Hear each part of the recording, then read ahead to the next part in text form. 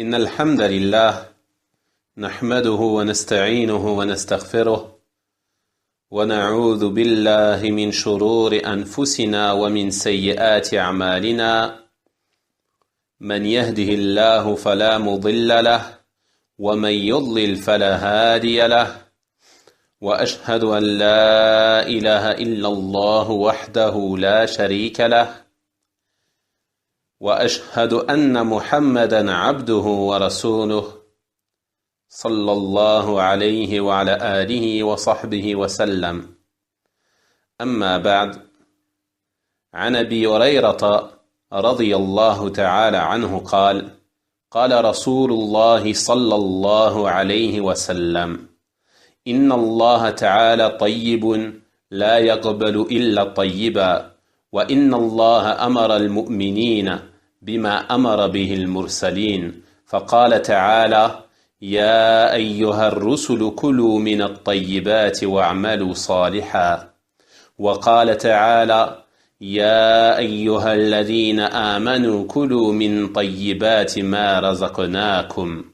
ثم ذكر الرجل يطيل السفر أشعث أغبر يمد يديه إلى السماء: يا رب يا رب، ومطعمه حرام ومشربه حرام وملبسه حرام وغذي بالحرام فأنى يستجاب له. رواه مسلم. Abu Huraira radiyallahu ta'ala anhu a dit: le messager d'Allah sallallahu alayhi wa sallam a dit: certes Allah est bon et il n'accepte que ce qui est bon. Et Allah a certes ordonné aux croyants ce qu'il a ordonné aux messagers. Il a dit, selon la traduction des sens rapprochés: ô vous les messagers, mangez des bonnes choses et œuvrez pieusement. Et il a dit, toujours selon la traduction des sens rapprochés: ô vous qui croyez, mangez de bonnes choses que nous vous avons attribuées. Et il a ensuite évoqué l'homme qui fait un long voyage, aux cheveux ébouriffés et plein de poussière, tendant ses mains au ciel et disant: ô Seigneur, mais sa nourriture est illicite, sa boisson est illicite, son vêtement est illicite, et on l'a nourri de l'illicite. Alors comment pourrait-il être exaucé? Rapporté par Muslim. Chers frères, ceci est donc le 10e hadith de cet ouvrage de l'imam al-Nawawi, rahimahullah ta'ala. Et ce hadith, il aborde plusieurs sujets, comme nous allons le voir à travers son explication, incha'Allah ta'ala. Mais son thème principal est l'incitation à se restreindre à ce qui est bon et licite.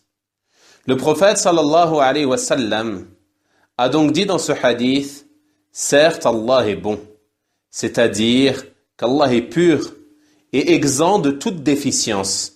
Rien de mauvais ne l'atteint, ni défaut, ni déficience, et ce, quelle que soit la situation. Allah subhanahu wa ta'ala, il est donc bon de par son essence.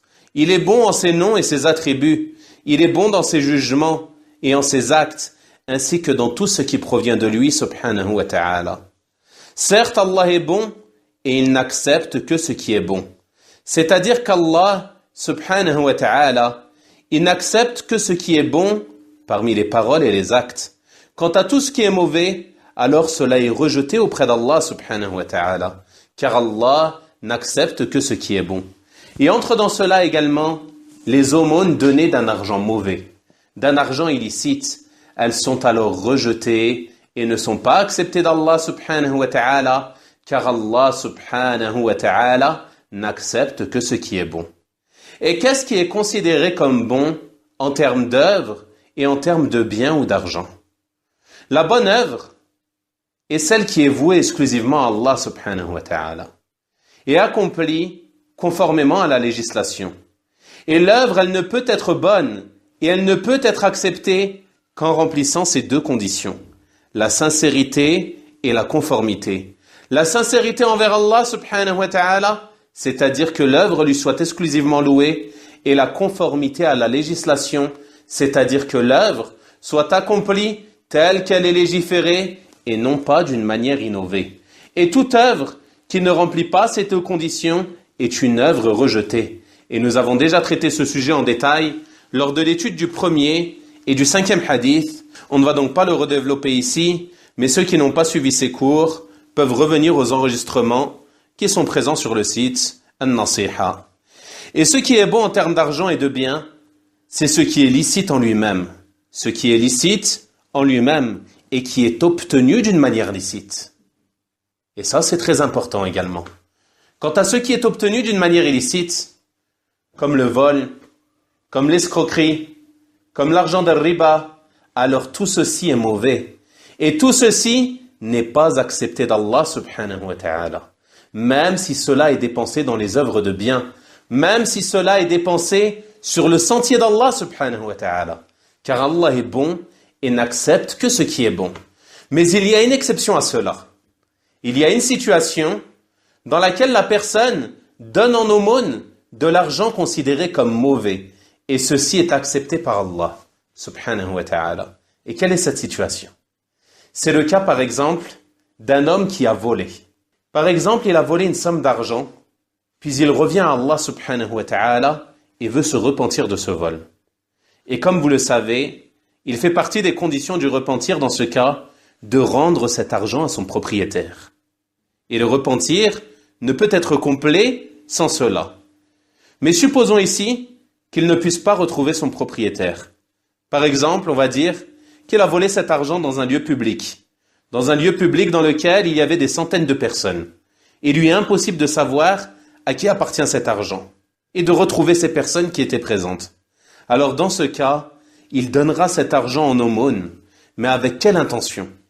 Avec l'intention que la récompense de cette aumône, elle revienne au propriétaire de cet argent. Et dans ce cas-là, ceci est accepté, incha'Allah ta'ala. Et bien sûr, comme on l'a dit, ceci n'est permis que dans le cas où il est dans l'incapacité de rendre ses biens ou cet argent à leur propriétaire. Sinon, la base est de leur rendre. Après cela, le prophète sallallahu alayhi wa sallam a dit: et Allah a certes ordonné aux croyants ce qu'il a ordonné aux messagers. C'est-à-dire que les croyants ont un rang éminent et qu'ils sont dignes de recevoir des ordres tels que ceux adressés aux messagers alayhimus salatu wassalam. Allah subhanahu wa ta'ala a donc dit au sujet des messagers, selon la traduction des sens rapprochés: ô vous les messagers, mangez des bonnes choses et œuvrez pieusement. Allah leur a donc ordonné dans ce verset de manger des bonnes choses qui correspondent à ce qu'Allah a rendu licite pour eux et qui est obtenu de façon légiférée. Donc, ce qui n'est pas licite, comme le porc par exemple, il n'est pas permis d'en manger. Et de la même manière, ce qui est licite en soi, mais qui est obtenu de façon non légiférée, alors il n'est pas permis d'en manger. Et pour clarifier ces deux situations, on va donner l'exemple d'un mouton. Dans le premier cas, on a un homme qui achète un mouton, puis ce mouton meurt. Sa viande, elle est donc considérée comme illicite. Pourquoi? Car c'est une bête morte, et Allah subhanahu wa ta'ala nous a interdit de manger la bête morte. Il n'a donc pas le droit de manger de sa viande. Et la viande de ce mouton est donc interdite en elle-même. Elle est interdite en elle-même. La deuxième situation, c'est le cas d'un homme qui vole un mouton. Puis il égorge ce mouton de façon légiférée, en mentionnant le nom d'Allah subhanahu wa ta'ala. Alors la viande de cette bête, elle n'est pas licite pour lui. Pourquoi? Car il l'a obtenue de façon non légiférée. Il l'a volée. Il n'a donc pas le droit d'en manger. Même si la viande, elle n'est pas interdite en elle-même, mais elle est interdite de par la manière dont il l'a obtenue. Donc si cette viande, il la rend à son propriétaire, alors ce propriétaire, lui, il pourra la manger car elle est licite pour lui, étant donné que ce mouton lui appartenait. Il faut donc bien distinguer entre ces deux situations et veiller à ne manger que de ce qui est licite en soi, mais aussi licite dans la manière de l'obtenir. Après avoir ordonné aux messagers de manger de bonnes choses, Allah subhanahu wa ta'ala, qu'est-ce qu'il leur a ordonné? Il leur a ordonné d'œuvrer pieusement.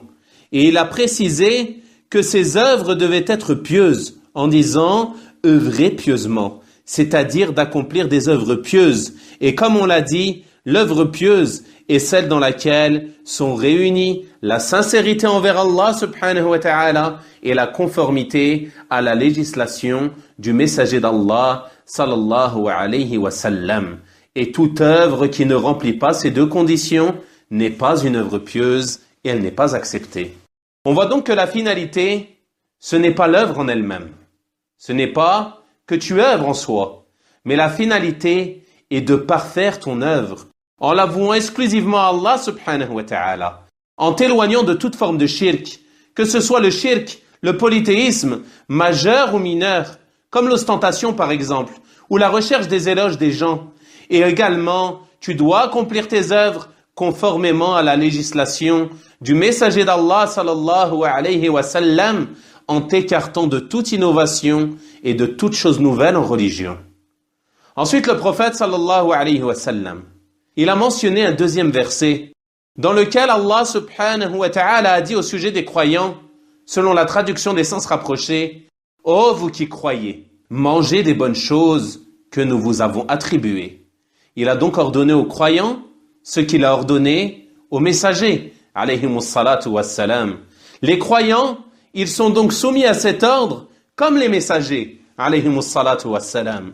Et il a ensuite évoqué, c'est-à-dire le prophète sallallahu alayhi wa sallam, il a ensuite évoqué l'homme qui fait un long voyage. Et comme vous le savez, le voyage est une des causes de l'exaucement des invocations. Comme le prophète sallallahu alayhi wa sallam a dit dans un hadith authentique qu'il y a 3 personnes dont les invocations sont exaucées et parmi eux, il a dit, le voyageur. Donc le voyage, il fait partie des causes de l'exaucement des invocations. Le prophète sallallahu alayhi wa sallam, il a ensuite décrit cet homme. Et il a dit que cet homme était aux cheveux ébouriffés, c'est-à-dire les cheveux non peignés, et plein de poussière sur lui, à cause de son voyage. Et ceci nous montre qu'à ce moment, il n'a pas donné d'importance à sa personne. Et il n'a pas donné d'importance à son aspect. Mais il s'est concentré sur quoi? Il s'est concentré sur son invocation. Et il lui a accordé toute son attention, tendant ses mains au ciel, Et ceci fait partie des bienséances relatives à l'invocation. Et ça fait aussi partie des causes d'exaucement de l'invocation. Comme il est venu dans le hadith rapporté par Abu Daoud et At-Tirmidhi, rahimahum Allah ta'ala, dans lequel le prophète sallallahu alayhi wa sallam a dit, « Certes, Allah est pudique et généreux, et il éprouve de la pudeur lorsque son serviteur lève ses mains vers lui, de les lui rendre vides. » Donc le fait de lever les mains au ciel lors de l'invocation, cela fait partie des bienséances relatives à l'invocation, mais c'est également une des causes de l'exaucement de l'invocation. Le prophète sallallahu alayhi wa sallam, il a donc dit de cet homme qui fait un long voyage, qu'il était aux cheveux ébouriffés, plein de poussière, tendant ses mains au ciel et disant « Ô Seigneur, c'est-à-dire qu'il invoque Allah subhanahu wa ta'ala, en s'adressant à lui, le décrivant par sa seigneurie. Et ceci est un moyen de se faire exaucer également. Car l'exaucement de l'invocation, cela fait partie des choses impliquées par la seigneurie d'Allah subhanahu wa ta'ala. Et c'est pour ça que si tu médites sur les invocations mentionnées dans le Coran, tu verras qu'elles commencent souvent par quoi? Par Rabbi, Seigneur. Et ceci fait donc aussi partie des bienséances relatives à l'invocation. Il a ensuite dit au sujet de cet homme, mais sa nourriture est illicite. C'est-à-dire que la nourriture qu'il mange est illicite. Illicite en elle-même ou de par la façon dont il l'a obtenue.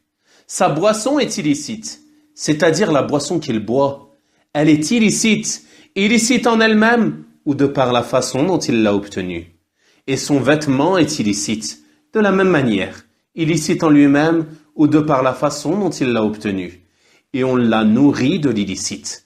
C'est-à-dire qu'il s'est nourri de l'illicite provenant d'autre que lui, d'une autre personne qui l'a nourri de l'illicite. Alors comment pourrait-il être exaucé? C'est-à-dire qu'il est improbable qu'il soit exaucé, malgré que les causes d'exaucement soient présentes et réunies, car il a également réuni en lui quoi? Des empêchements à l'exaucement de l'invocation, du fait qu'il se soit nourri, abreuvé et vêtu de l'illicite. Et ce hadith, c'est donc une menace sévère contre le fait de se nourrir de l'illicite, de manger de l'illicite, de boire de l'illicite ou de s'en vêtir, et ce même s'il provient d'autre que toi. Même s'il provient d'autre que toi. Ceci est donc une explication globale de ce hadith. Passons maintenant aux bénéfices que l'on tire de celui-ci. Premièrement, parmi les bénéfices de ce hadith, on compte parmi les noms d'Allah subhanahu wa ta'ala At-Tayyib, dont le sens rapproché est le bon. Allah subhanahu wa ta'ala, il est donc bon par son essence. Il est bon en ses noms et ses attributs. Et il est bon dans ses jugements et ses actes, ainsi que de tout ce qui provient de lui, subhanahu wa ta'ala. Et les noms d'Allah subhanahu wa ta'ala, ce sont les plus beaux noms. Aucun de ces noms ne contient de déficience, ni déficience réelle, ni déficience supposée, car ces noms sont les plus beaux des noms, comme il l'a dit subhanahu wa ta'ala dans le verset 180 de Surat Al-A'raf, وَلِلَّهِ الْأَسْمَاءُ الْحُسْنَى. C'est à Allah qu'appartiennent les noms les plus beaux. Et il en est de même concernant ses attributs subhanahu wa ta'ala. Tous ces attributs sont bons et ne contiennent aucun défaut, ni aucune déficience. Et il en est de même concernant ses actes et concernant ses jugements. Ses actes et ses jugements sont tous bons. Et Allah subhanahu wa ta'ala ne fait que le bien. Et ses jugements sont les meilleurs et les plus appropriés aux intérêts de ses serviteurs. C'est pour cela que les jugements d'Allah subhanahu wa ta'ala, ils conviennent à toute époque. Et ils conviennent à tout endroit et à toute situation. Deuxièmement, parmi les bénéfices que l'on tire de ce hadith, il y a le fait qu'Allah subhanahu wa ta'ala se passe largement de sa création. Il n'accepte donc d'eux que ce qui est bon. C'est pour cela que si ton œuvre contient du shirk, Allah subhanahu wa ta'ala ne l'accepte pas, car elle n'est pas bonne. Et il en est de même pour l'aumône donnée avec de l'argent volé, par exemple. Allah subhanahu wa ta'ala ne l'accepte pas, car elle n'est pas bonne. Il est donc interdit de faire des aumônes avec des biens qui sont illicites ou obtenus de façon illicite. Troisièmement, parmi les bénéfices que l'on tire de ce hadith, il y a le fait que les œuvres se divisent en deux catégories. Il y a les œuvres acceptées et les œuvres rejetées. L'œuvre acceptée, c'est celle qui est bonne, c'est celle qui est pieuse, et c'est celle, comme on l'a dit, qui remplit les deux conditions que l'on a citées précédemment, la sincérité et la conformité. Quant à l'œuvre qui ne remplit pas ces deux conditions, alors elle fait partie de la deuxième catégorie qui est quoi? Qui est l'œuvre rejetée. Et la preuve de cela, elle se trouve dans deux hadiths. Le premier, c'est le hadith Qudsi, rapporté par l'imam Muslim, rahimahullah, d'après Abi Hurayrata radiyallahu ta'ala anhu. Le prophète sallallahu alayhi wa sallam rapporte qu'Allah a dit, selon la traduction des sens rapprochés, celui qui a accompli un acte dans lequel il me donne un associé, je le délaisse, lui et son association. Je le délaisse, lui et son association. Donc l'acte dans lequel l'association est commise, qu'elle soit majeure ou mineure, c'est un acte qui est rejeté par Allah subhanahu wa ta'ala et qui n'est pas accepté. Le deuxième hadith est celui que l'on a déjà étudié. Il est rapporté par Muslim rahimahullah d'après Aïcha radiyallahu ta'ala anha. Le prophète sallallahu alayhi wa sallam a dit, celui qui a accompli une œuvre que nous n'avons pas ordonnée, alors elle est rejetée.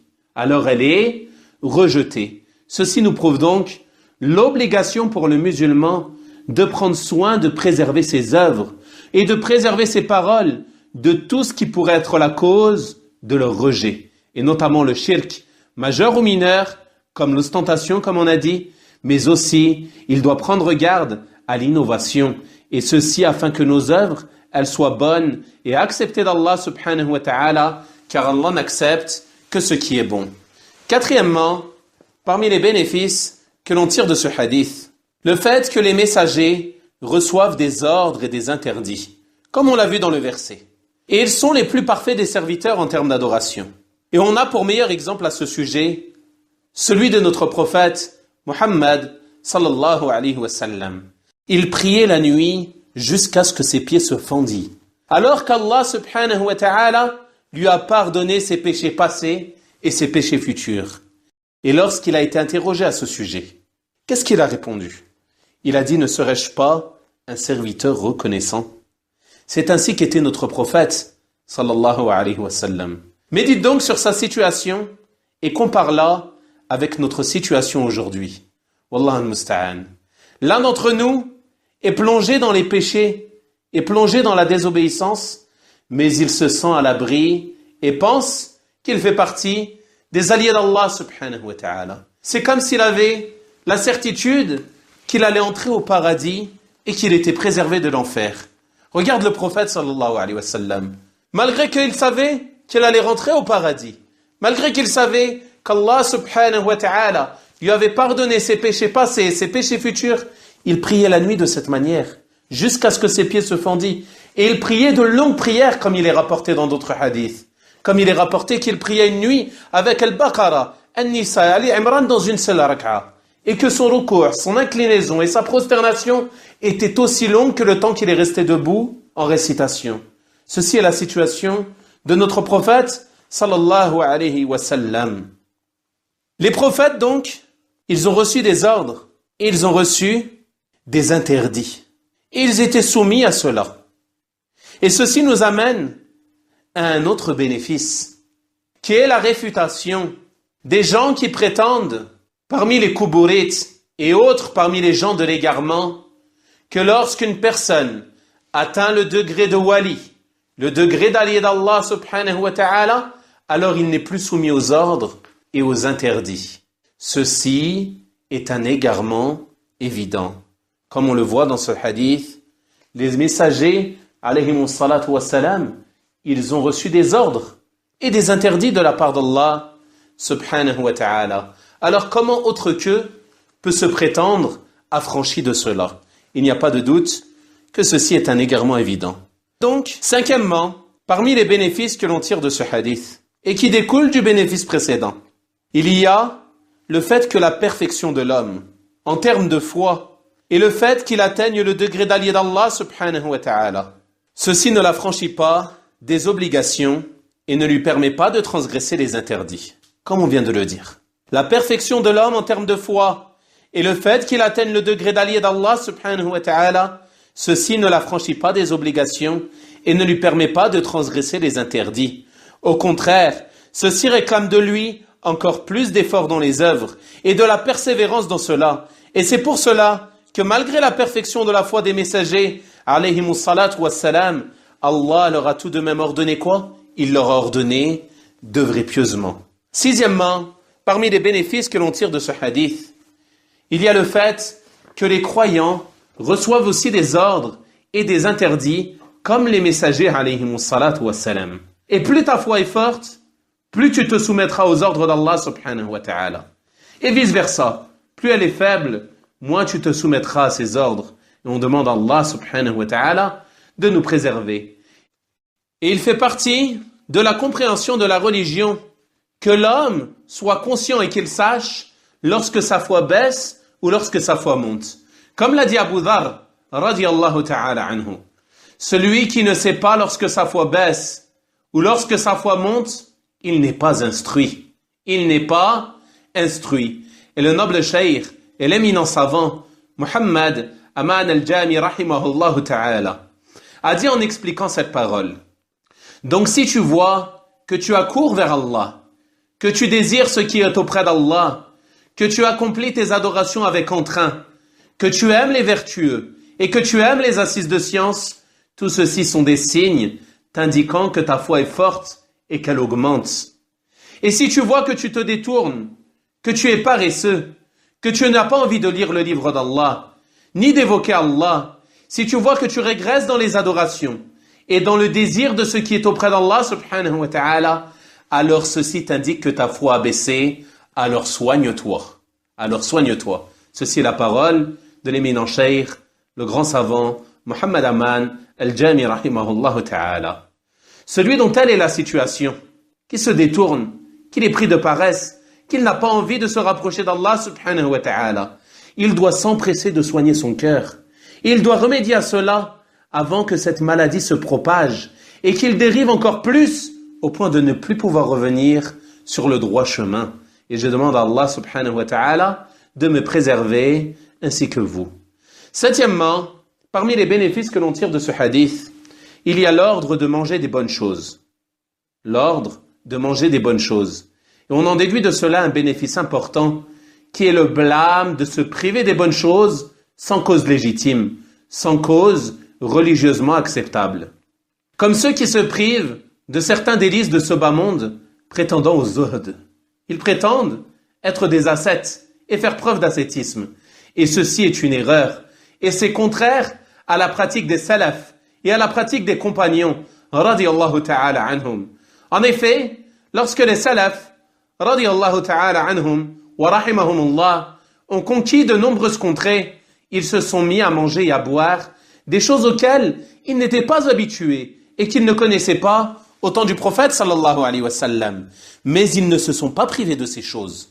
Ils ne se sont pas privés de ces choses. Car comme l'ont dit les savants, l'ascétisme, ce n'est pas que tu délaisses les biens de ce bas monde et que tu ne les possèdes pas. Mais l'ascétisme, c'est que ces biens, ils ne soient pas dans ton cœur. C'est-à-dire que ton cœur ne soit pas attaché à ces biens.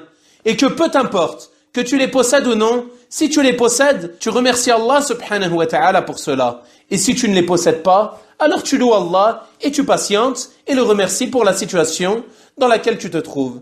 C'est pour cela qu'il se peut qu'un homme, il soit le plus pauvre des hommes, mais qu'il ne soit pas ascète. Pourquoi? Car les biens de ce bas monde, ils sont dans son cœur en réalité. Il les convoite. Il désire les biens de ce bas monde et il est triste et affligé de ne pas les posséder. Et à l'opposé, il se peut qu'un homme, il soit parmi les plus riches de ce monde, mais qu'il soit un grand ascète. Car son cœur n'est pas attaché à ses biens, mais il en profite seulement tout en reconnaissant le bienfait d'Allah subhanahu wa ta'ala sur lui. Quant à celui qui s'en prive, alors qu'il les possède, alors c'est comme s'il rejetait la grâce d'Allah subhanahu wa ta'ala. C'est comme s'il rejetait les bienfaits qu'Allah subhanahu wa ta'ala lui a accordés.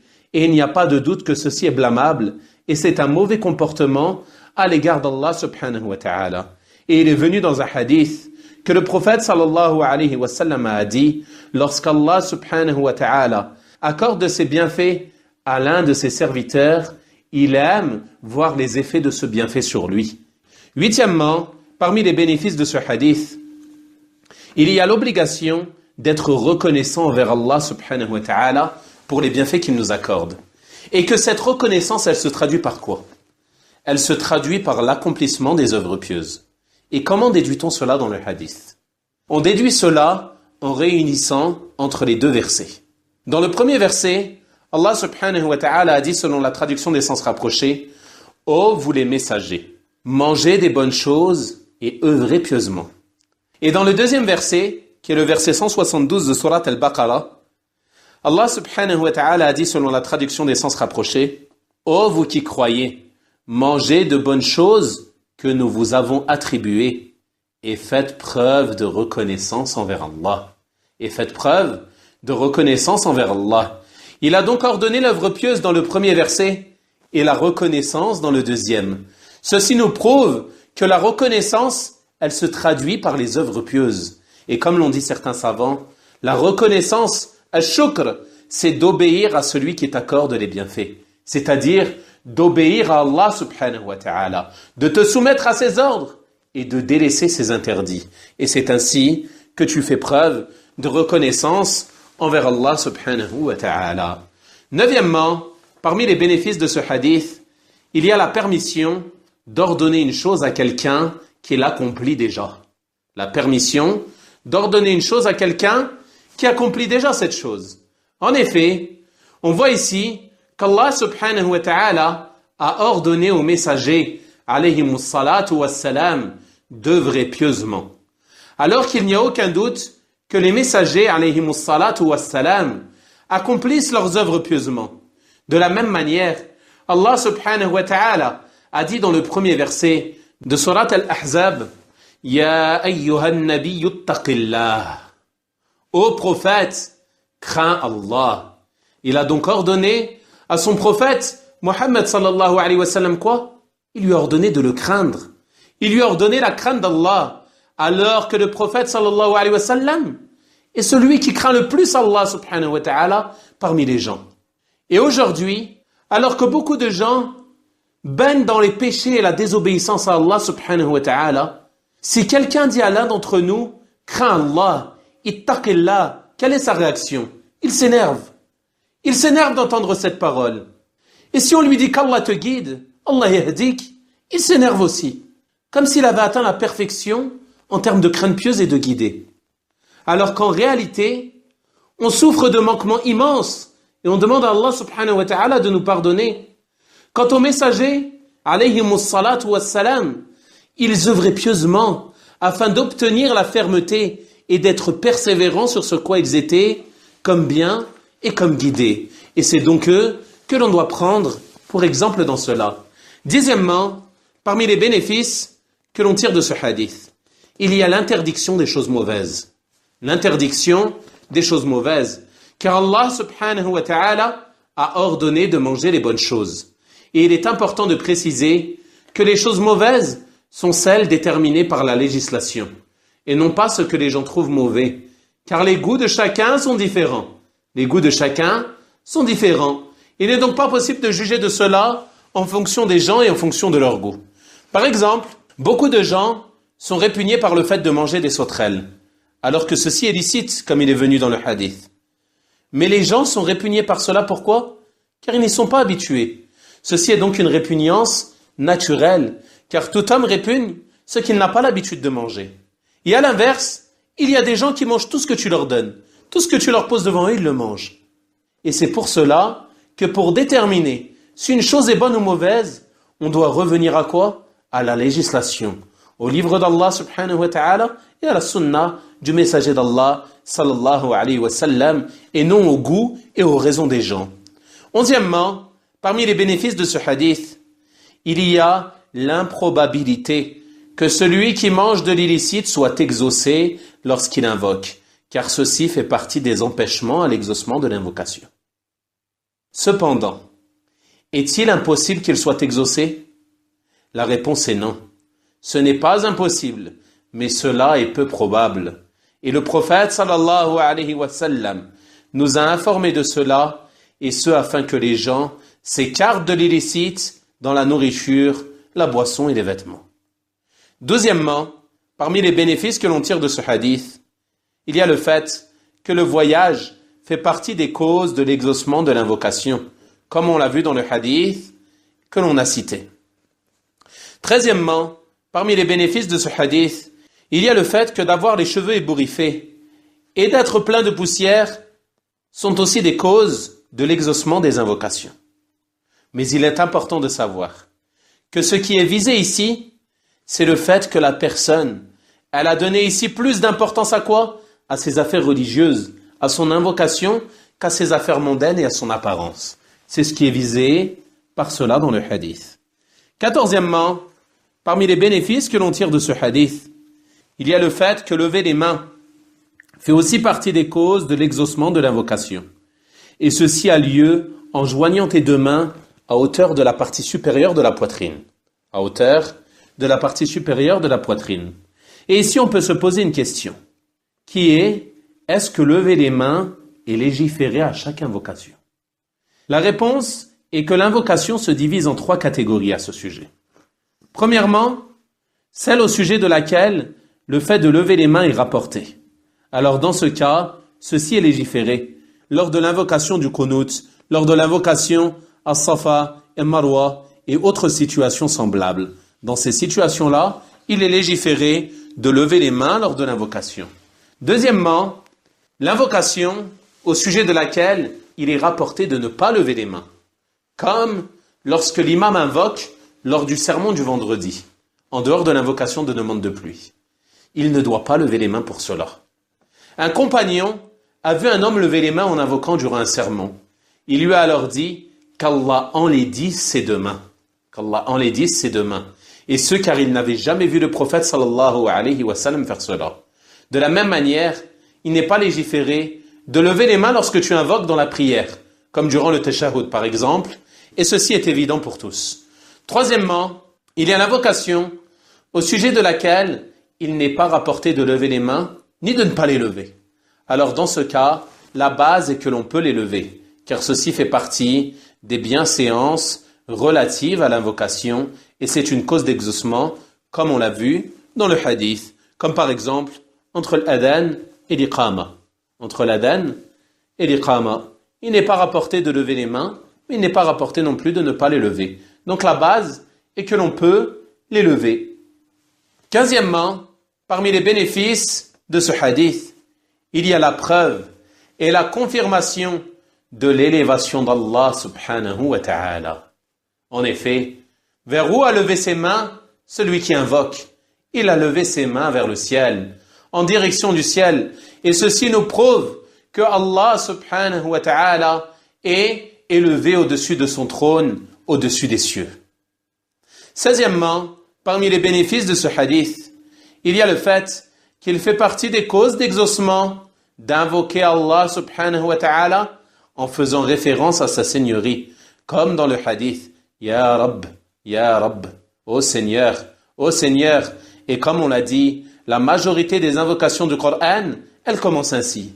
Et il est fortement recommandé pour le musulman, lorsqu'il veut invoquer Allah subhanahu wa ta'ala, de l'invoquer par ces invocations qui sont présentes dans le Coran ou rapportées dans la sunna du prophète sallallahu alayhi wa sallam. Car ces invocations, ce sont les meilleures des invocations.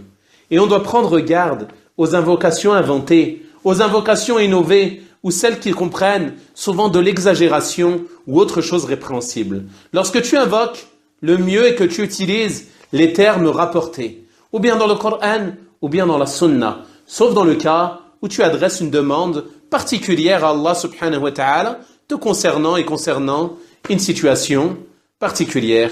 Enfin, 17e, parmi les bénéfices que l'on tire de ce hadith, il y a la mise en garde sévère contre le fait de se nourrir de l'illicite et que ceci est une cause de rejet de l'invocation, même si les causes de l'exaucement sont réunies.